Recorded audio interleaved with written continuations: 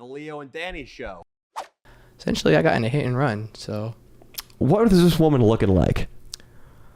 She was elderly. I want to say she was probably above her 60s, probably 65, 70s. What I'm else? I'm gonna say low, very low middle class, if anything, or probably on welfare, for being fair. She was driving like a 2012 Camry. Yeah, it doesn't sound like she had insurance. What race?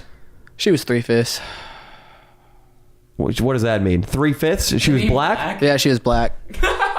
Okay, that would be a moment where I'd be like, Austin, rewind it, cut that, too racist. But Iggy is native, which we were talking about this recently. The oppressed ladder and where each respective race fits on it. Austin, everything's really echoey. I think we got some extra mics on or something. I just had Iggy turned up a bit because he's a little quiet. Talking. Bad. It sounds like there's a bunch of echo in the room. That's a little better, I suppose. But I mean, Native Americans got to be way below African Americans on the socioeconomic standing. You know, I'm definitely sure there's more black entrepreneurs than there is Native American. That's a fact. There are definitely more blacks playing in the NBA. It's close. No, I think we're no, I'm pretty sure blacks got us beat in sports, football. What about possibly hip hop? porn. It's pretty neck and neck in hip hop. No, yeah, the Native American hip hop community is pretty large. You don't want to mess with them. A lot of drug addicts. Very scary scene. Lots of rhymes about slot machines and eagles. Slots and cocks, baby. You know the Native Americans. Oh, cocks is the other thing they rap about incessantly. Think I'm the only one packing? There was a dude, I had a community college class once, and he was in your face Native American. He had super long hair. You know how the stereotype with vegans is that, how do you know somebody's a vegan? Oh, they'll tell you within the first 3 minutes. It was like that, but with Native Americanism. And I remember he had a drum stool that he would always carry around for a drum set, John Bonham, Ringo Starr style. And you would always ask him, oh man, you play drums? Just trying to be friendly. Like, not those kinds of drums, homie. I play Native American drums. And I heard him have that response like 3 times to a bunch of different people. I just lost respect for him because, I mean, playing Native American drums is like, oh, yo, oh, yo, oh, yo. Like, real drums? That's hard. Travis Barker? Yeah. No, absolutely. Like, what? And I don't think Native Americans even have time signatures. It just, you bang shit and go like you just did, ooga booga, and it constitutes... I think you just bang it until the rain comes or some shit. I don't know. That sounds actually kind of effective. I don't think this guy had that sort of pull. One other thing this guy would do, though, we went on a field trip at one point. We had to go on a field trip for community college, which is, it seems to me like that's way above the call of duty for a student attending college. Especially a CC. Yeah. It'd be one thing if I were at UC San Diego or you're UCLA, but makes sense. This was at Sierra College. We had to drive out into the desert, and this guy had this album, and all the songs were big-time rock songs, but then they were just Indian cover versions with the lyrics changed. So it'd be like Stairway to Heaven. I'm like, oh, this is fucking sick, man. This is an acoustic version of Stairway. There's an Indian warrior who is riding on the plains, and he's shooting the white man with arrows. That was all the songs. Terrible, my God. And I started to get so offended. I'm like, you realize this is just an abomination, and I'm pretty sure it's illegal. I'm pretty sure Jimmy Page and Robert Plant and company could come after this red-skinned bastard. No, you just gotta hide on the reservation. You're good there. You can't be sued? I don't think so. I mean, like, how are you gonna serve someone on a reservation? You would know better than I. You can't. You're gonna go over there. They're gonna see someone. You're gonna get shot with an arrow. They still do that. Yeah. They're still into archery. Well, you think we can use guns? I would hope so. Daniel. Daniel. Daniel. Yeah.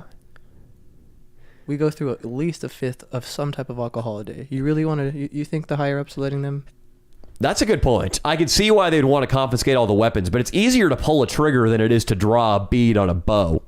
So it's too much technology for a Native American. Okay. I'm sure there are actually rampant shootings on reservations. Oh, no. I'm honestly sure the crime is worse on a reservation. I mean, I only have like 2 bias to really base it off of, and they own a casino, but I'm sure if you go to like North Dakota or some shit... I think the rape rate is high. Actually, I'm sure the rape rate and drug use rate has got to be higher on a reservation because most of the times they don't pull you over or they don't stop you. And if there's a claim made, there's no one going to investigate it. So like...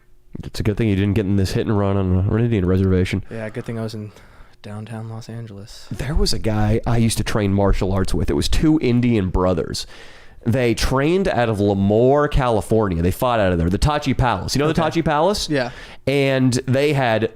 Garrett, you can weigh in on any of this. Garrett looks like he's in another planet. Garrett, right? yeah, Garrett's gone. You know about MMA fighting. You've been there before, and you fought in the Fight Club video. Yeah. That's what we're talking about right now. So if you have any technical analysis to throw out, or if you want to comment or dispute anything I'm saying, you feel free.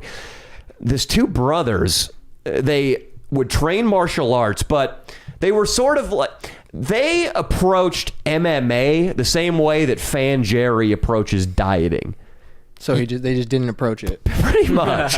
Like, you can give Fan Jerry and Fan Jerry is... I don't know why I felt a sudden need to do this. Of course, a member of the Danny Mullen crew, who we've provided a bunch of personal trainers for. We've rode him endlessly about losing weight and eating healthy, and it never makes a damn difference. Nope. These guys always... I can't. I was going to make an analogy right there, but I can't for fear of giving something away in the video that came up. Ooh. But they just had permanent bellies, and they would have a Muay Thai training at 5 p.m., but they would come in 30 minutes late with Carl's Jr. bags in their arms. And then they would have practice at 6 a.m., but they'd be boozing until 5:30 in the morning and then show up too drunk to even spar. But since they were sons of the Tachi Palace, and the Tachi Palace put on a bunch of MMA fights, they had their own Indian reservation shows, because MMA was originally illegal in California, so it had to go to the reservations. Yes, this is true. I remember that. There's a lot of like fights at the two casinos, San Manuel and Morongo. Absolutely. That's where Uriah Faber, MMA Hall of Famer, buddy of mine, got his start, was on Indian reservations. These two brothers belonged to that tribe, and the tribe would just manufacture fake belts to give them all the time because they were incompetent. They would match them up with, say, a dude whose record was 5-39 from Fresno, California, who was a garbage man. And that guy would come out and still beat the shit out of one of these two Indian brothers, but then they would disqualify the guy or find some bogus excuse to make him lose the fight on the scorecards. And then they would bring out a belt for one of the Indian brothers. And it wasn't a title fight. He hadn't ascended through the Tachi Fighting League, so the belt would be Native American Champion of the World, or... the number one Redskin. Yeah, number one Redskin. First to finish the Trail of Tears. Maybe that was it. I don't remember. If they were fat, they were probably in towards the back. They didn't make it all the way to Oklahoma. Or they showed up last. I would like to think they didn't make it out of the state. Of Florida. That was the Trail of Tears, right? Florida to Oklahoma? There was a bunch of trails, I think. Dino would know about the genocide and exactly where the route went. Dino is the go-to of any genocide, whether it's Jews, blacks, natives. Wait, there weren't a bunch of trails. It's the Trail of Tears. It's the Trail of Tears. There was like a bunch of different spots. You're talking off mic. I just want to point out right now. But what's that? It was like a bunch of little trails that came together into one major trail, I think. There was a tributary of This is Trails like- of Tears.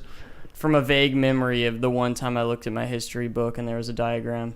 You can't read, don't lie. Yeah, and I'm not... It was a picture. That's why I know. Okay, I'm going to trust my own memory on this subject over Definitely. years. Austin, can you look this up? How many Trails of Tears were there? There was one major one. That sounds about right, because the casino by my house, San Manuel, there is a... I'm not going to say her name. We'll say her name's Tracy. Tracy is the crazy, tweaked out daughter of one of the councilmen, so one of like the main 5 dudes in the casino.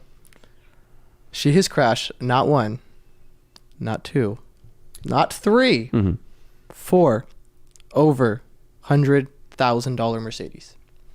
She's crashed $400,000 Over Mercedes. like the S550, like the really nice one. I believe they go for about $125K starting. She just gets shit-faced and crashes these cars all the time. I don't even think she's getting shit-faced. I don't even know what she's doing. I would love to say it's alcohol, but to be honest with you, I'm sure she's like shoving Xanax up her ass, doing a line of meth, and then taking some GHB with mud flap for all we know.